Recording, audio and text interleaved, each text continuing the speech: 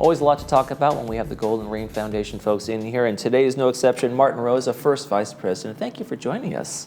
Thank you have a new board. The elections have happened, and now we're making the appointments to the GRF and things like that. What's going on? I think you have a lot of new faces in there, right? Yes, it's been a forklift, you might say, as to what has occurred. But we've gotten together, and we've got a lot of good new faces there that are very strong in business and in engineering and finance. And we're really happy with the direction that we're going. We've got a new president in Kushvada. And he seems to really care to make it a team effort. And yeah, we're excited about the directions that we're going. And when you have a new members on the GRF board, I mean, most of these people have served on their own association boards, and they kind of know the routine of it. But what's the learning curve like? What was it like for you when you first came on board? Well, mine was such that that GRF was the first board that I was on. Oh, really? Okay. Yeah, I didn't come from a mutual. I would thrust right in there, but via the broadband ad hoc committee. And so, yeah, learning the new, all the bylaws and the Roberts rules associated with that, it was like I had to jump in there and just take it as I could. And but everybody's been very helpful, staff-wise, been tremendous. And as well as I know that I got to give a shout out to Debbie Dotson. She was very helpful in bringing me along. But no, it was a positive experience nonetheless. Okay, and like you said, there's engineering folks there, and there's finance folks. These are smart folks that could be able to get kind of going. What's the biggest kind of surprise or maybe thing that you didn't realize when you get on a board like that? Is it like things don't get done as fast as you want, or there's so much so much work from everybody? And the stages that it takes an idea to get through the various committees and there, and before it gets to the board, before it becomes a resolution, is painstaking. But I see the necessity. Like when I ran for the board, I was just reelected this fall, and I mean, I campaigned against the back chatter channels that can occur that I believe that doesn't hold merit to the process that we have of doing the work in the committee level, getting the consensus ideas moved along to the boards, and then via resolution, and this is when ideas are thoroughly scrubbed, I call it. Right. You know that what you've got going forth is a good thing for the members. So I say pay attention and focus on the process of the work in the committees, and then moving it to the board. And it's very rare, maybe it's not too rare, but it seems to be rare that every member of a board is in line with a decision. So you're going to have that kind of like debate, and that's a healthy thing to have when it's done, within the confines of the committees and the board and those kinds of things, right? Oh yeah, it is. But I do respect the the individual ideas and opinions of every board member that you've got to get a complete background of looking at it from different directions. Right, and they have all this experience from all these different folks. They can ask a question that nobody thought of before, and like, oh wait, hold the phone. The main thing is to stay in line, that to stay focused on the topic. Right. A lot of times, it's very easy to go off on a tangent. Yeah. Instead of being maybe solution oriented or something like that, just philosophize for a little while. Yeah. Well, some of the things you guys are doing, some of the activity, you completed the 2025 fee review. Let's dive into that a little bit. That was through the resolution there that we had to cover.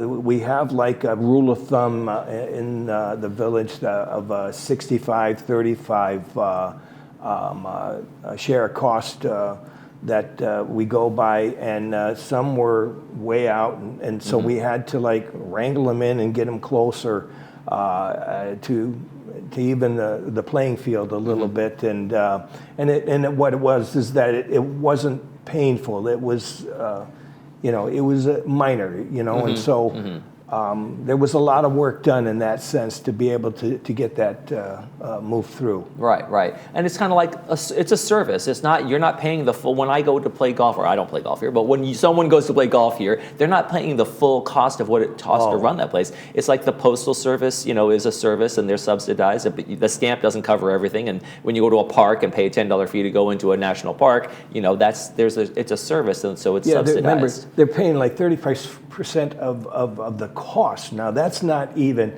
like if you go to a course around here, there's a big difference between cost and price, Right. And so they're getting it for a fraction of what it would, to go outside the village. So no, we still have our amenities is our selling feature, and that's our value in this community, and it's important that we maintain those assets. Right, and you think of things like the lawn bowling, the equestrian center, the golf, everything, all the amenities, the tennis courts, and those kinds of things. Pickleball. That's one of the don't forget pickleball. Big one.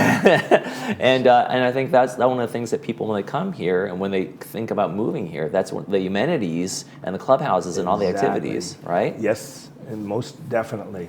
Okay, so those went up a little bit, but like you said, within line, within the margins of not hurting anybody. No. And so, what are some of the committee updates we want to kind of maybe run through? Well, and with the CAC, we're happy that Clubhouse 1 has reopened.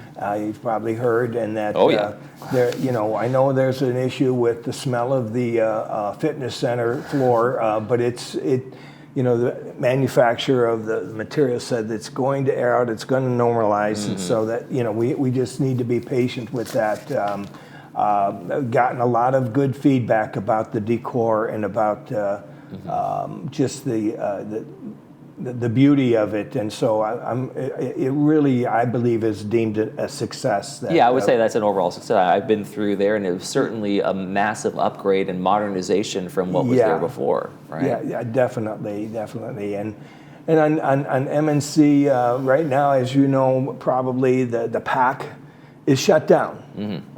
They just had their last performance of the year last weekend. That now, as we speak, they're ripping out the old sound system and putting in a brand new sound system. So we're going to get wowed, and that we tweaked it a little bit. That we're now even looking forward to next generation technology in the the entertainment presentation there, of making it more of a sound video. So we changed some assemblies in the contract to be able to do that, or at least that process is moving along, I should say. Now, some might say, look at that, well, what's wrong with the old sound system? Why are we spending money on that? But that's just the realities of technology and those kinds of things, right? Yes. In terms of modernization. And some things just get old and they can't be replaced anymore, so the life of that system is just too. We had some embarrassing failures during performances. That the mixer board had a lot of wireless mics go out that and I don't know if it had to do with D to A protocol conversion problems, but it was a lot had to do with just some failures and the reboots. It's like it's a process, and okay, what do you reboot first? And anyways, the guys did their best to keep the thing band-aided together, and we've gotten the miles out of it that we needed, and the speakers, it's time to upgrade. And there's only so much spit, grit, and duct tape to go around. Exactly. Yes. So maintenance construction and the ongoing things, I mean, costs are going up in the world of maintenance construction too, regardless in terms of materials and all of these things, just because of the impact that inflation has had on all of these as well, right? Yes. So, but what's really nice though is that, like, when you're coming into computerized equipment there, it's like things are staying like the same price, and you're getting more for what's in that device. There's, of course, things are increasing, but ingenuity, innovation is, they're packing more in smaller. It's really amazing how how technology has evolved, as you well as when you see your phone. Yes, exactly. How about Disaster Preparedness Task Force? Oh What's yeah, going on there? I'm just new to that committee, and we had my first meeting with them last week, and yeah, they're doing an antenna project that got kind of like stalled with respect to a standby communication system with the amateur radio club and so I'm going to help them get picked up, because I was a certified radio engineer in my career, so I'm going to help them get that thing going. We've only got a couple more to install, so we're going to get that moving along and get that finished. The contractor kind of went out of business there, a death in the family or something. So we've got to pick it up where we left off, and yeah, we're just concerned that we have got the right guidelines out there depending upon a disaster. Yeah, it's we're going to be in fire different. country, we're an earthquake country. I mean, It's going to be different depending upon the disaster, Right. and so we have to know what to send and how to react. So everybody's got to kind of like those that can got to help that can't. Because our community is. They have their limitations in that respect, and so I'm really excited about where that's going. In regards to the ITAC, we have moved along to into phase 2. Phase 1 was mostly finance, the design, and the rolling that out, and so now we are in the cloud-based ERP system. Phase 2, they're in the design phase and for resident service and that, and they're getting that all ironed out. The nice thing is that the bad thing is that it's taking longer, but the good thing is that we're still within budget. Okay, so yeah, that's a good. The people don't usually complain if it takes a little longer, as long as we're not spending more as well. Yeah, right. So we're still okay in that sense. We're in the yellow, but we don't want to get into the red. Right. How important is that conversion that we're talking about with ITAC? Well, I mean, our system was 20 plus years old and server based and vulnerable, and now that we're going to the cloud-based system, I think it's like you're going to have a better defense force behind your data that is where it's being kept. It's going to be a lot better than where we were keeping it, and so and just the how software is. It's like you can get more out of it now with respect to what the innovation is. So I'm excited with, and Chuck Holland and his team are doing a terrific job. I really commend them. We got a sharp staff. There you go. That's nice working with good committee members and staff folks yes, as well. It So is. that's always helpful. Broadband is the bane of your existence. I know it's been it's a huge process, and you're leading I got to that. make sure I say the right stuff, or else Paul's going to be jumping in here. But the broadband. We have moved this along. We've studied a variety of deliverable methods of, satellite and cellular. The latency behind that and the lack of throughput. And cellular, they don't tell you that they can only put up like about 5 of those boxes around one tower. They're very limited in what they're capable of doing, depending upon where you live in and who's already occupying that coverage of that particular base that you're at. But yeah, fiber to the premise is the way to go, and it's amazing how we have got our forefathers put in that spare pipe for us. Oh, yes. That's the vision. I love that. That's half the price right there, and we're going to capitalize on that. And I think it's going to be a simplistic advancement to have our own. Well, we're going to own the network, the fiber network, and it's all going to be passive, and it'll be the supplier that will be having to put in the end equipment, and to be able to like when that gets obsolete, they can upgrade it. But I mean, and what we're going to get. I don't know. I think with getting maybe 50 megabits today. We're looking at 2 gigabits now, up and down, and we're gonna get it at like 35-40% price of what you would get that what other communities are having to pay with Cox and Spectrum and so forth. So and then the television, we're looking at about a third of what you'd normally pay to get it by yourself. And while this is a massive undertaking, you guys did look at all the other options out there. Said this is the way to go in terms of controlling your own system. And you have to do that. You have to explore the other options. And so, our consultant, the broadband group, they did a very good job in giving us what the latest and greatest is going on out there. And now we're kicking off. We got to have this thing done by the end of 26, I believe it is, and be on the new system. And so I don't see any reason why we can't do it, and I think it's going to be a good thing. Okay. All right. Let's new board, new year. There's always a new vision in terms of okay, where do we need to look next? Where do we need to go? I know there's a revenue ad hoc committee that's underway. Right. We've explored that to see what we can do to make sure that we're not whatever we can do to minimize assessment increases. We have to do that, and there's ways of that occurring through a means of a revenue ad hoc committee. So that's looking to be put together, and I'm excited about that.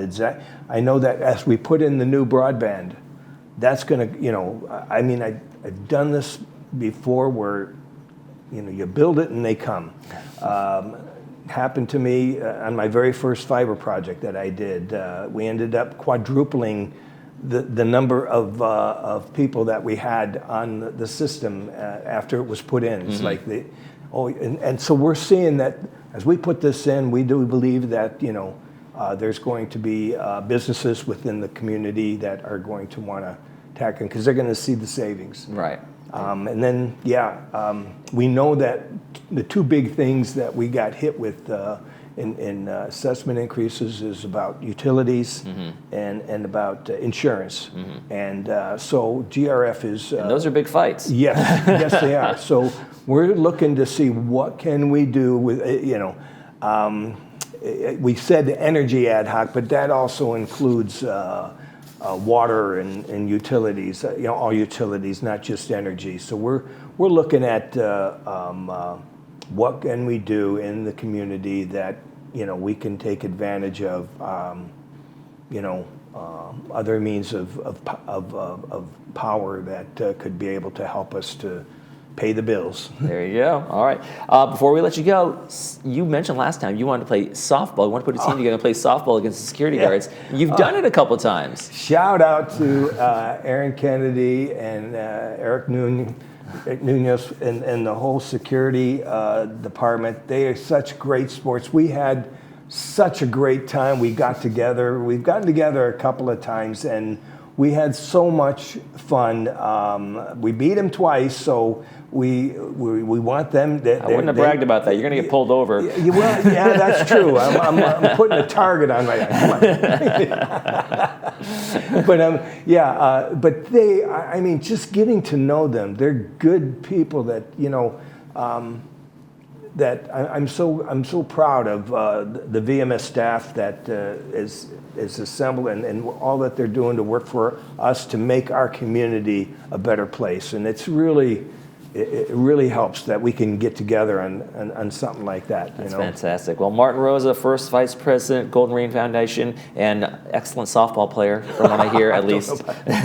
He carried the team. Thanks so much for joining us. Thank you for having me. You're watching This Day. We'll be right back with a movie update. Stay with us.